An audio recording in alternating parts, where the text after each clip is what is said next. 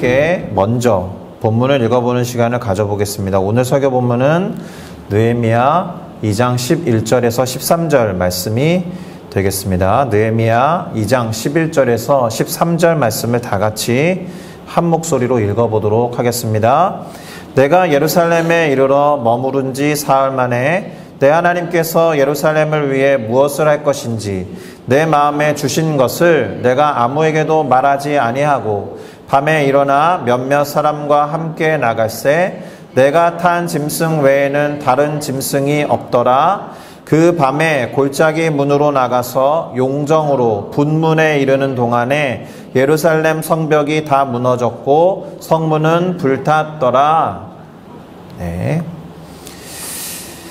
자, 저는 방금 우리가 함께 읽은 이 느헤미야 2장 11절에서 13절 말씀을 가지고 순종을 준비하는 침묵이라는 제목으로 순종의 인물 시리즈로서의 느헤미야에 대해서 살펴보고 그분의 순종을 통해서 함께 배워보는 시간을 가져보려고 합니다. 그러니 순종의 원리를 깨닫고 다시 한번 순종을 실천하겠다라는 결단과 다짐이 필요하겠죠. 그런 마음으로 설교 제목을 다 같이 따라 읽어보도록 하겠습니다. 순종을 준비하는 침묵. 순종을 준비하는 침묵. 아멘. 감사합니다. 자, 우리는 보통 언제 침묵을 하죠? 여러 가지 이유가 있겠죠? 정말 조용해야 할 때 침묵하죠. 또 할 말이 없을 때에도 침묵합니다. 뭔가 면목이 없고 큰 잘못을 저질렀는데 딱히 핑계댈 것도 없고 변명될 것이 없을 때에도 침묵을 합니다. 또 어떤 침묵이 있느냐? 반대하고 싶은데 반대의 말을 할 수 없을 때 그 침묵이 반대의 의미를 가질 때도 있습니다. 그래서 침묵 시위라는 말도 있죠. 반대하는 겁니다. 그리고 훈련을 위해서 침묵하는 경우도 있어요. 우리 종교의 이야기는 아니지만 불교에서는 무건 수행이라는 말이 있으니까요. 말을 하지 않으면서 수행을 하는 경우도 있습니다. 그렇게 말을 아껴야 할 때, 또 뭔가를 감추어야 할 때 우리는 종종 침묵을 합니다. 그런데 침묵이 참 쉽지는 않아요. 제가 지금부터 한 5분간 침묵하십시다. 그러면 제가 예언하건대 5분 안에 누군가는 한마디를 할 거라고 생각합니다. 이렇게 침묵은 다양한 의미를 갖고 있습니다. 그러니까 그 상황과 그 정황에 맞게 침묵의 의미가 뭐지? 이 사람이 지금 침묵하고 있는 이유는 뭐지? 그런 것을 생각하고 침묵에 대한 의사소통을 하셔야죠. 제가 이제 상담을 공부했지 않습니까? 근데 이제 상담을 받으러 오신 분이 침묵으로 일관하는 경우가 있어요. 그러면 일단 첫째, 이 상담에 오고 싶지 않았구나. 누군가로부터 가라고 권면을 강하게 받고 왔구나. 이런 생각을 하게 될 때도 있습니다. 또 상담하는 사람이 내담자가 하는 말에 대해서 침묵하는 경우도 있습니다. 뭐라고 해야 될지 모를 때는 침묵하는 게 가장 좋고 그저 어떤 얼굴 표정이나 제스처 가지고 표현을 할 때도 있습니다.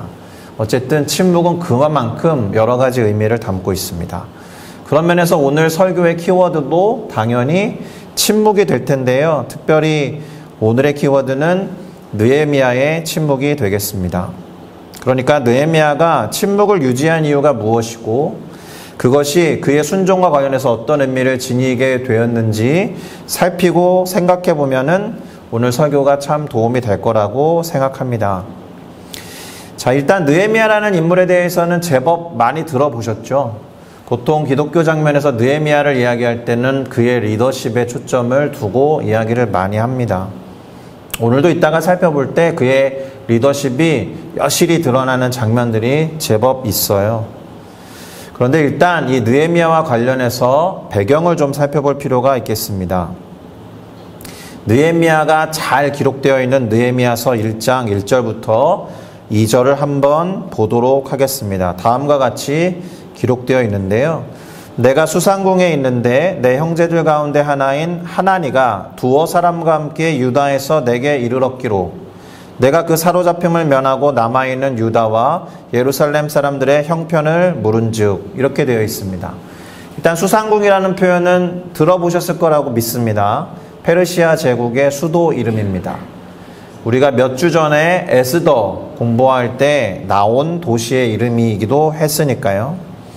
자, 이 느헤미야가 페르시아 제국의 수산 궁에 있었다라는 말이니까 느헤미야도 궁에서 일했던 사람이라고 생각해 볼 수 있습니다. 그의 역할과 직위가 무엇인지는 나와 있지 않지만 아직은 그도 수산궁에서 근무하던 관료였다.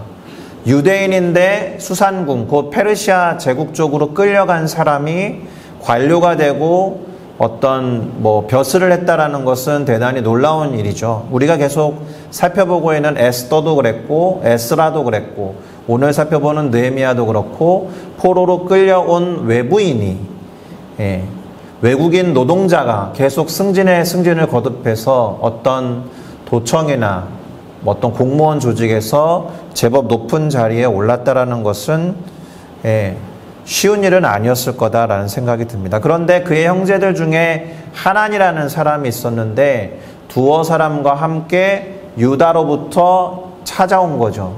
느헤미야를. 그래서 느헤미야도 고향을 떠나온 지가 엄청 오래됐었기 때문에 궁금해서 유대 땅과 예루살렘 그리고 그곳에 남아있는 사람들의 형편을 묻게 됩니다.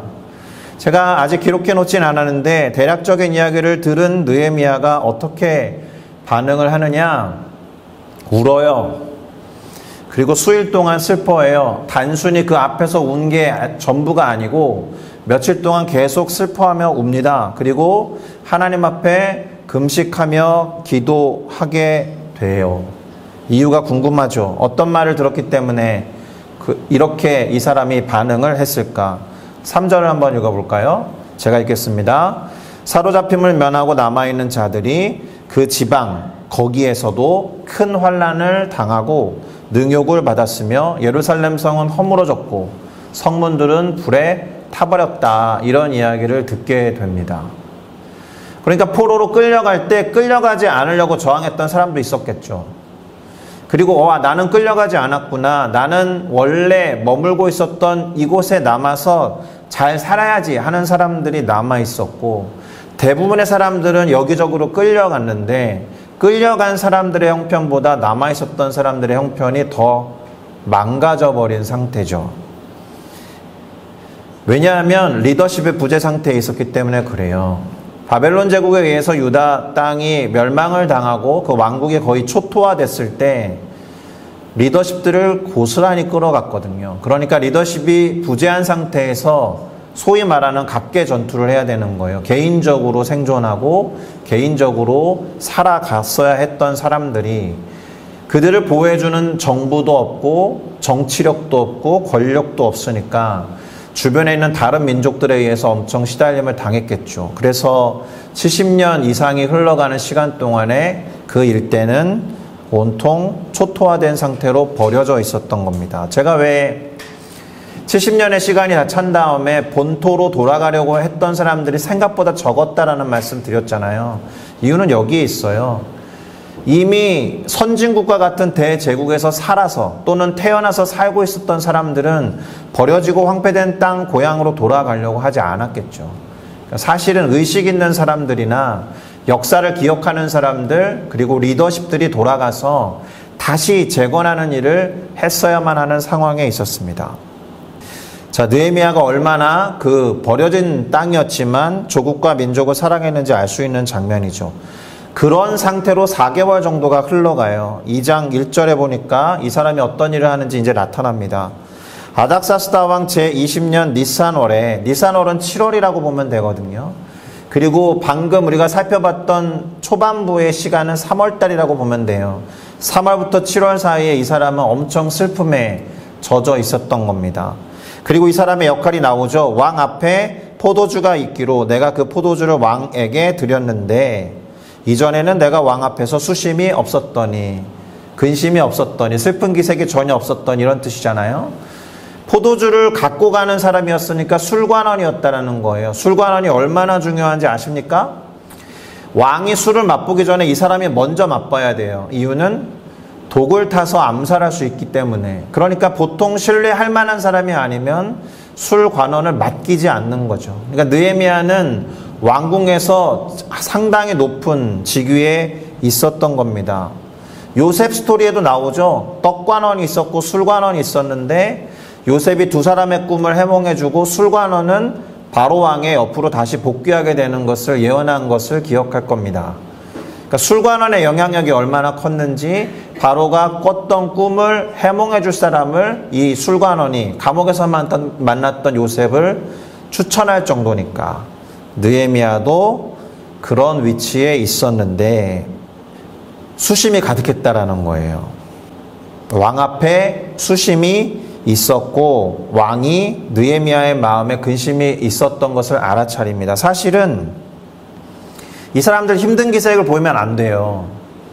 힘든 기색을 보이면 첫 번째 어떤 의심을 받겠습니까? 왕을 섬기는 일이 기쁘지 않구나. 이것도 있고 술관원이니까 혹시 지금 네가 술을 맛봤는데 안색이 좋지 않은 것은 독을 먹은 거냐? 이렇게 걱정을 끼칠 수도 있단 말입니다. 왕이 알아차리게 되면 벌을 받아야 할 정도도 상당히 무례한 일이에요. 그러니까 늘 밝은 얼굴로, 여성들도 마찬가지고 어쨌든 밝은 얼굴로 왕의 권위 앞에 서야 됐던 시대입니다. 그럼에도 불구하고 왕이 이 느헤미야를 총애했다라는 것을 알 수 있죠. 오히려 그의 마음을 헤아리고 독이 아니고 다른 육체적인 불편함이 없다면 네 마음속에 근심이 있는 거구나. 그것을 알아차리고 이제 왕이 물어봤겠죠. 그래서 느헤미야가 대답합니다. 뭐라고 대답했느냐? 왕께 대답하되 왕은 만세수를 하옵소서. 내 조상들의 묘실이 있는 성읍 예루살렘이죠. 예루살렘이 이제까지도 황폐하고 성문이 불탔사오니 내가 어찌 얼굴에 수심이 없겠습니까? 이렇게 말합니다. 자신이 왜 수심이 가득했는지 걱정과 근심의 이유를 말하는 거죠. 그러니까 또 왕이 묻습니다. 왕이 내게 이르시되 그러면 네가 무엇을 원하느냐 하시기로 내가 곧 하늘의 하나님께 묵도하고 이렇게 되어 있는데요. 느헤미야가 왕의 총애를 입은 게 또 확인되죠. 그냥 뭐 그런 거 가지고 뭐 그렇게 수심이 가득하냐, 넌 지금 뭘 해야 되는지 모르겠어, 막 이렇게 해도 되는데 그러면 네가 무엇을 하기를 원하느냐라고 질문을 받습니다. 주목해야 될 게 뭐예요? 하늘의 하나님께 묵도하고 침묵의 기도를 했다라는 거예요. 그러니까 즉시로 제가 그 땅에 돌아가서 이것을 하고 싶습니다라고 말하기 전에 하나님의 뜻을 구하는 잠깐의 기도를 묵도로 한 겁니다. 침묵 속에서. 이 말은 즉각적으로 바로 대답하지 않으면 왕이 무례하다고 생각할 수 있거든요. 내가 지금 묻는 말에 바로 대답하지 않아. 이렇게 물어도 됐는데 느헤미야가 그것을 무릅쓰고도 묵도로 하나님의 뜻을 구했다라는 겁니다. 그래서 뭐라고 말하느냐? 왕에게 아뢰되 왕이 만일 좋게 여기시고 제가 왕의 목전에서 은혜를 얻은 사람이라면 저를 유다 땅 저의 조상들의 묘실이 있는 성읍에 보내셔서 그 성을 다시 건축하게 해주셨으면 좋겠습니다. 이렇게 말합니다. 제가 몇 주 전에도 말씀드렸는데 성전을 재건하는 거랑 성벽을 재건하는 거랑 구분하라고 말씀드렸습니다. 예루살렘 성 안에 예루살렘 성전이 있었는데 먼저 돌아간 사람들은 그 안에 있었던 예루살렘 성전을 재건하기 시작했고 지금 바깥의 성벽이 다 무너져가지고 황폐해져 있었다라는 거예요. 그럼 성전을 재건해도 사실은 큰 위협이 언제나 있는 거잖아요. 그러니까 성전이 아니라 성벽을 재건하게 해달라고 말한 겁니다. 성전은 이미 재건이 시작됐고 곧 완공될 것이지만 도시를 둘러싼 성벽이 허물어져 있었고 성문은 불에 파괴되어 있었기 때문에 그것을 재건하는 일이 절실합니다. 왕이여, 이렇게 피력한 거예요. 자, 느헤미야의 말을 들은 왕은 허락해 줍니다. 그리고 물심양면으로 모든 것들 다 지원해 줘요. 그렇게 지원을 넘치게 받은 다음에 느헤미야가 이제 예루살렘에 도착합니다. 지난주에 말씀드린 기억이 있는데요. 에스라가 이 아닥사스다 왕 수산궁으로부터 유다 땅으로 오는데 4개월 걸렸다라고 말씀드린 바 있습니다. 그쵸? 엄청 먼 거리를 걸어서 이 사람도 예루살렘에 도착합니다. 그런데 느헤미야가 왔다고 하니까 그 일대에 소문이 나요. 어떤 소문이 났는지 잠깐 살펴볼까요? 이스라엘을 흥왕하게 하려는 사람이 왔다라는 소문이 나요. 그리고 이 소문에 대해서 근심하는 무리가 있습니다. 호론 사람 산발락과 그의 종이었던 암몬 사람 도비야. 산발락과 도비야, 성경 퀴즈에 종종 나오는 어려운 이름입니다. 산발락과 도비야라는 사람을 기억하셔야 되는데, 이 사람들은 유대인들이 돌아와서 성벽을 재건하는 것을 방해하는 사람들이에요. 이 말은 산발락과 도비야의 조상들이나 그 윗대의 사람들이 남아있었던 유대민족을 괴롭게 했던 사람이었다라는 뜻이 되는 거죠. 그러니까 이 사람들은 유대인들이 떠난 리더십 부재의 황폐한 땅에 대한 주도권을 갖고 있어서 다시 유대민족이 돌아와서 뭔가를 다시 세우면 자신들의 이권이 사라지니까 방해하는 무리가 되는 겁니다. 긴장했겠죠. 그러니까 오늘 제가 느헤미야가 총 13장까지 있는데 4장 정도까지 다룰 거거든요. 나머지 부분은 성도님들의 몫인데, 이 산발락과 도비야의 그런 어떤 활약, 방해하는 활약이 뒤에 계속 나옵니다. 자, 그렇게 도착한 예루살렘에서 느헤미야가 한 일이 무엇일까요? 여기에 일단 오늘의 첫 번째 포인트가 있습니다. 그가 예루살렘에 엄청난 기간을 들여서 도착하자마자 바로 그 직후에 했던 일이 무엇인가? 그것과 관련된 본문이 오늘 우리가 처음 읽었던 설교 본문의 첫 번째 페이지였거든요. 한 번 더 읽어볼게요. 느헤미야 2장 11절부터 12절입니다.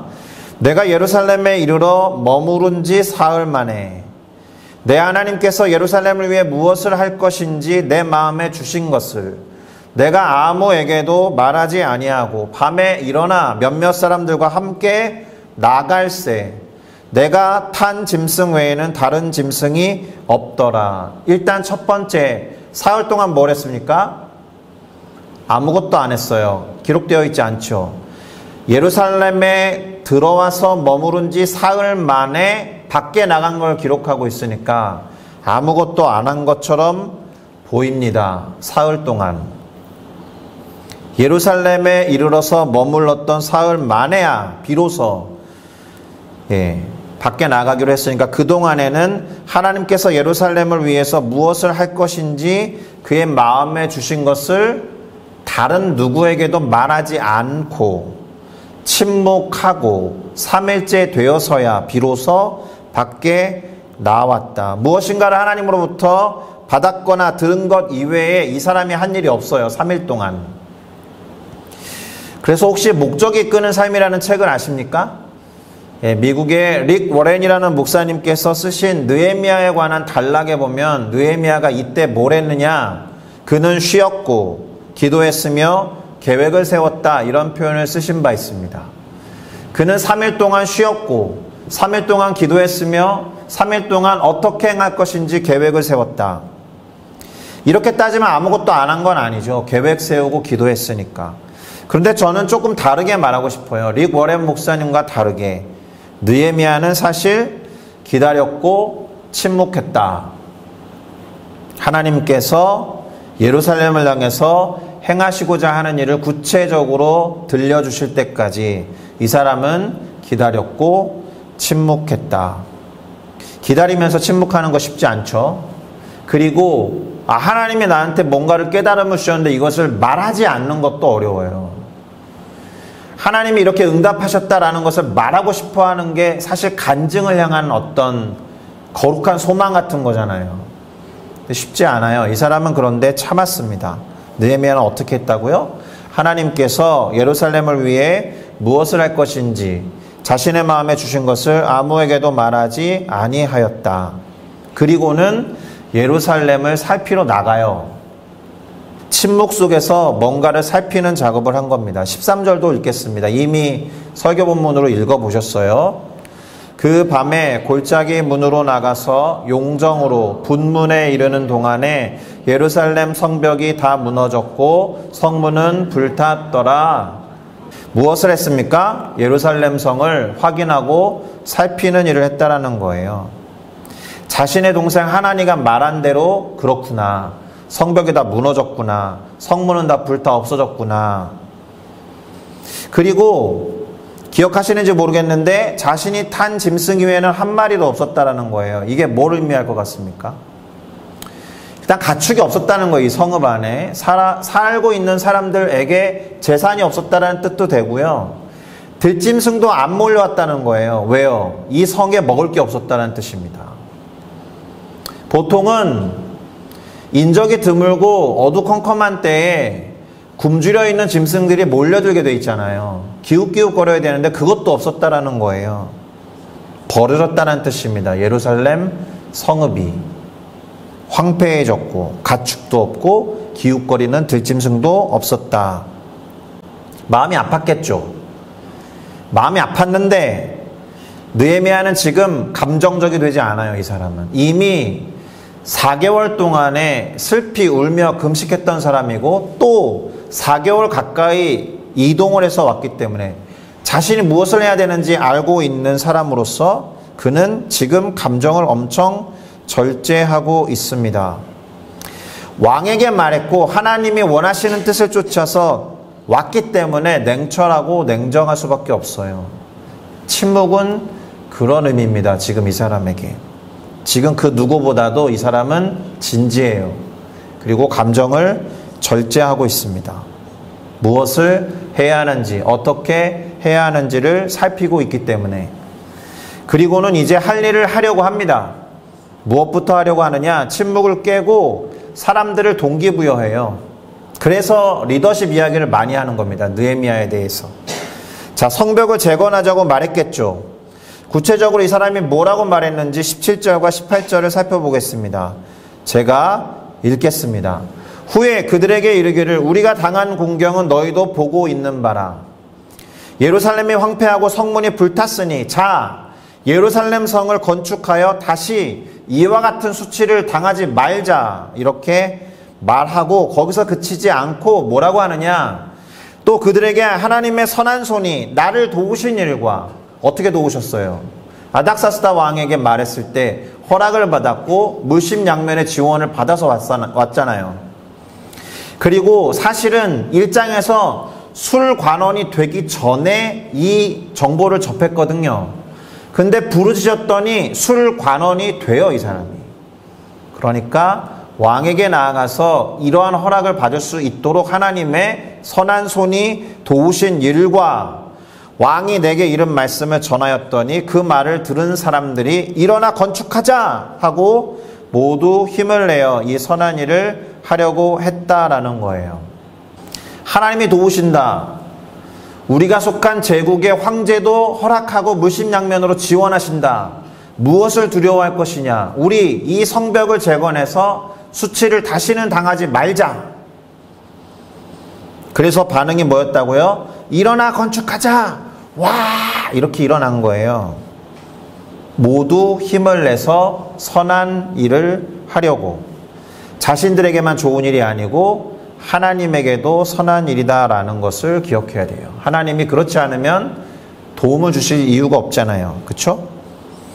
그래서 3장 전체 그 다음 장에 어떤 말들이 반복되느냐 하면 그 다음은 누구누구가 건축하고 또 그 다음은 누구누구가 건축하고가 계속 반복돼요. 셀 수 없이 나와요. 3장 전체에. 그 다음은 누가 뭘 하고 그 다음은 뭘 하고 그 다음은 뭘 하고 착착 진행이 잘 되는 것처럼 보였는데 또 모두가 의욕적으로 희망을 품으면서 열심히 자기 일을 하죠. 그런데 잘 아시죠? 보통 이런 일이 있으면 누가 있어요? 방해가 있어요. 아까 누구 이름을 기억하라고요? 산발락과 도비야. 그 사람 이름 기억하라 그랬죠? 이 사람들이 방해를 해요. 방해하는 방법은 일단 조롱하고 비난합니다. 약 올려요. 니네 지어봤자 다시 무너질 거야. 근데 잘 진행되는 것 같으니까 싸움을 걸어와요. 나와서 우리랑 싸우자. 쓸데없는 짓 하지 말고 나와서 싸우자. 비아냥거려요.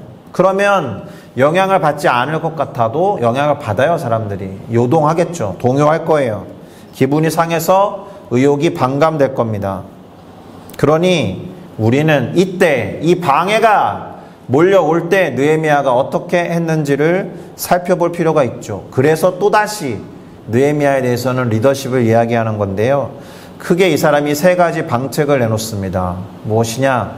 첫 번째, 하나님께 기도합니다. 당연하죠. 가장 기본적인 거죠. 식상하지만 가장 핵심적인 방법이에요. 하나님께 이 방해에 대해서 도와달라고 요청을 드립니다. 두 번째, 군사를 모아서 싸움을 걸어오는 이들이 있었기 때문에 파수꾼을 세워요. 가드들을 세워놓습니다. 그런데 중요한 게 있어요.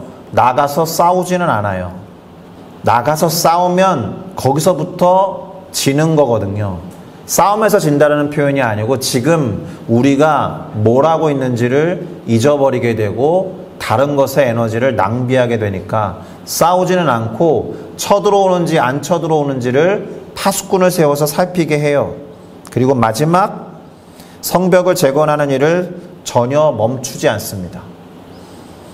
그저 쳐들어올 것만 대비를 하고 하던 일을 지속해요.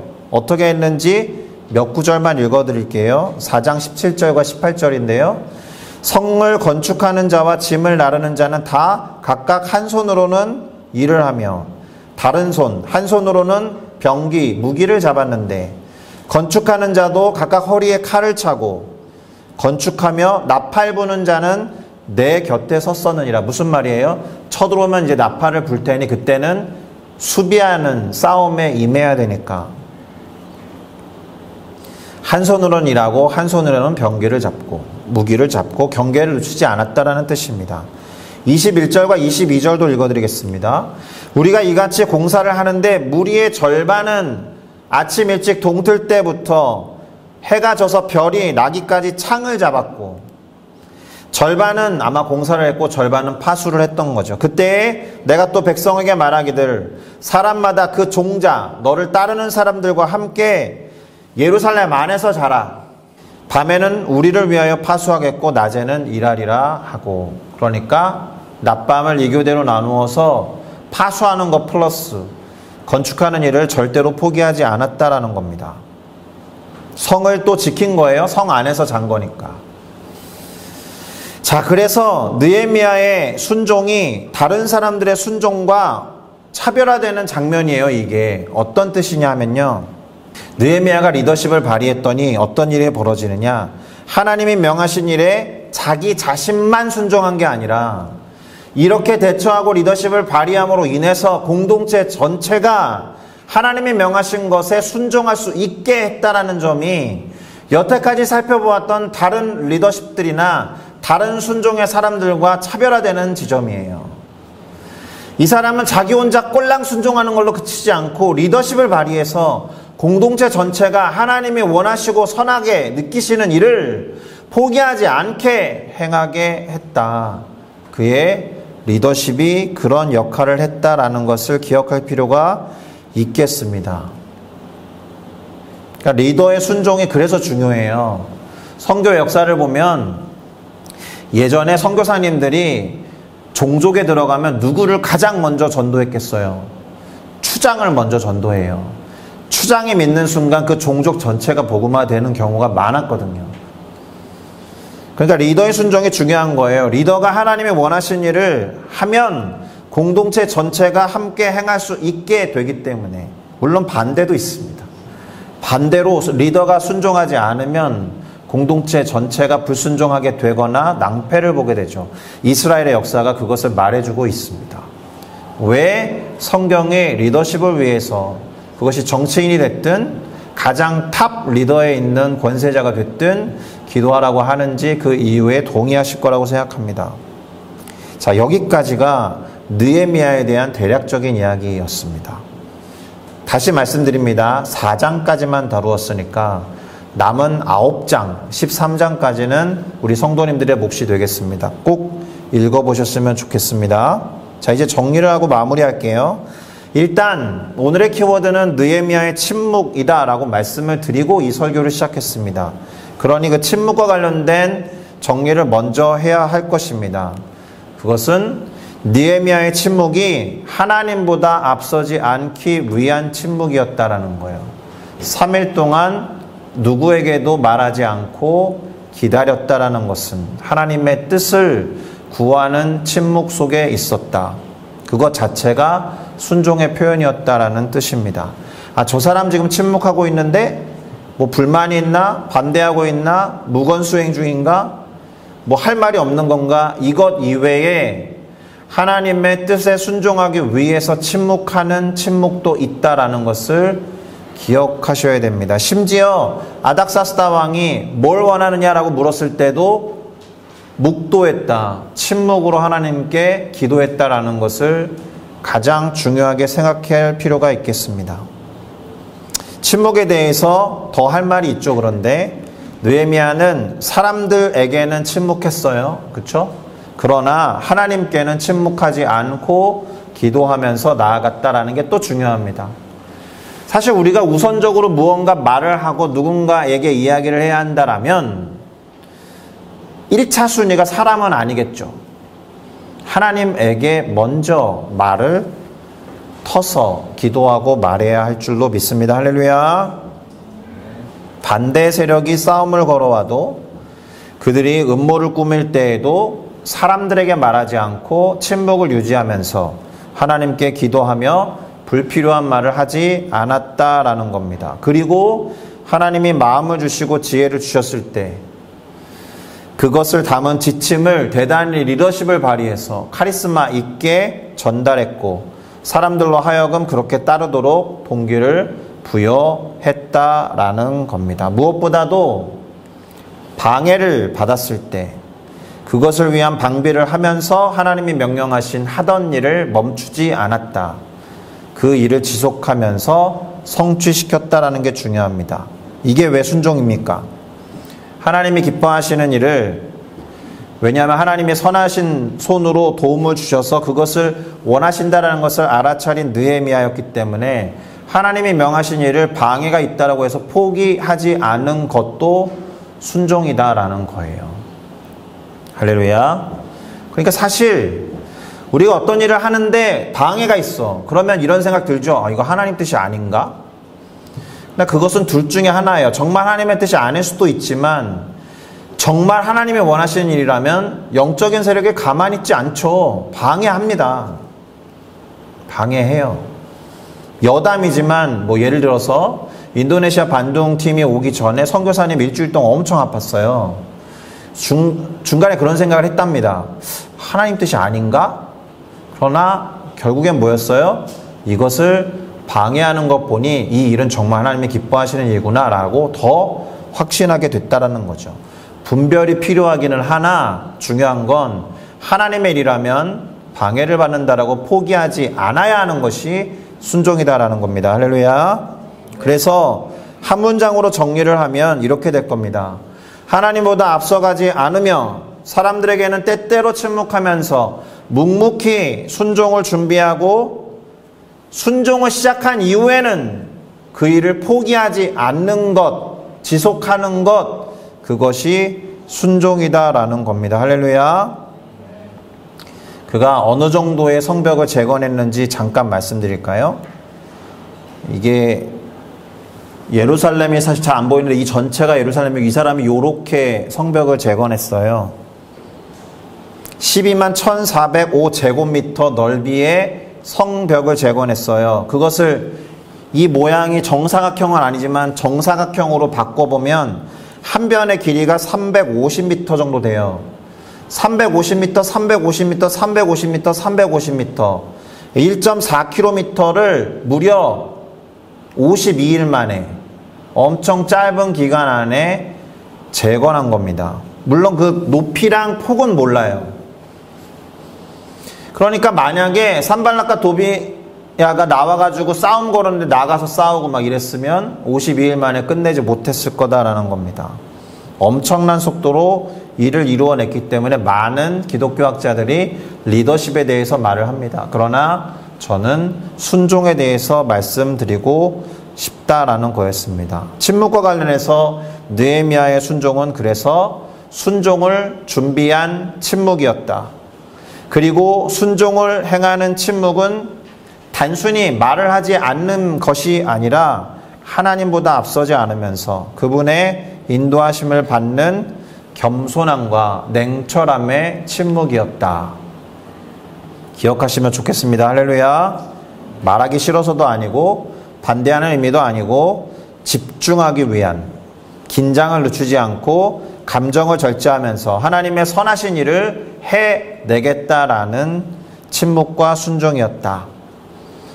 침묵할 때 침묵하면서 순종을 준비하시고, 침묵할 때 침묵하면서 순종을 지속하시는 우리 모두가 되어야 할 줄로 믿습니다. 잠잠히 하나님만 바라보시면서 설사 절망이 있다 해도, 괴로울 때에라도, 방해가 있을지라도 에너지 낭비하지 마시고 침묵하시면서 순종을 이루어가는 우리 모두가 되시기를 예수 그리스도의 이름으로 축복합니다. 기도하시겠습니다.